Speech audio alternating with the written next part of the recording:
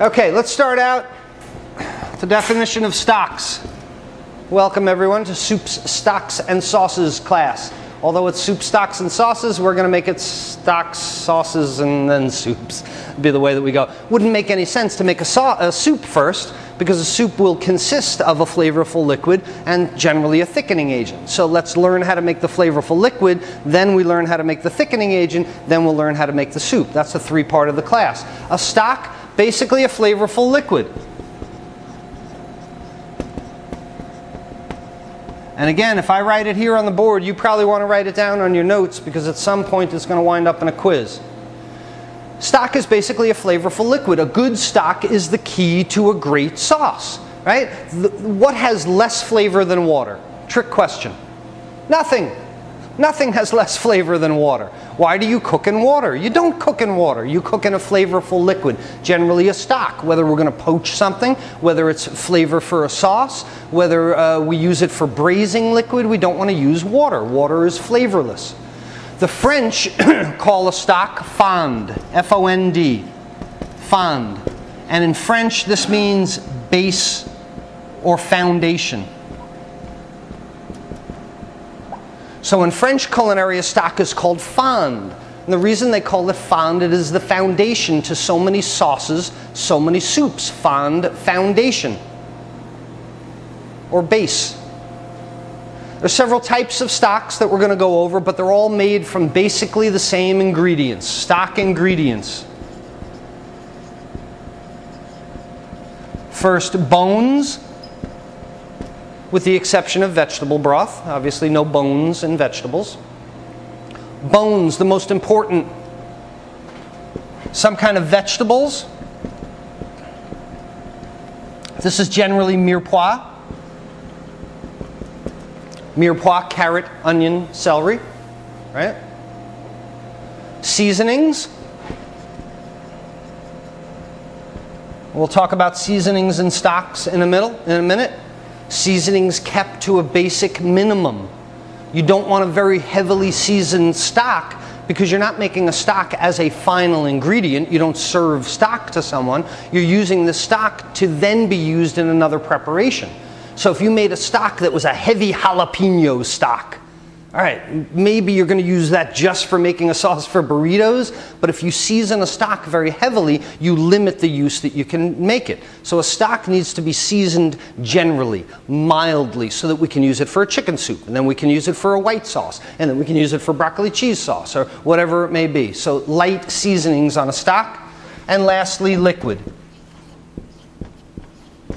4 ingredients of any stock: bones, vegetables, seasonings, and a liquid. Each stock, though, even though they have the same ingredients, they use different procedures for making the stocks differently. So they all have the same ingredients, but yet stocks come out of different colors, of different textures, of different flavors. This has to do more with the procedure than it does the ingredients, considering all the ingredients are the same. Everybody got all this?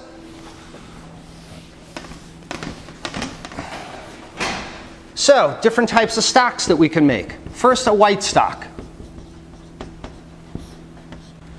White stock is generally made with chicken bones. Should be in there.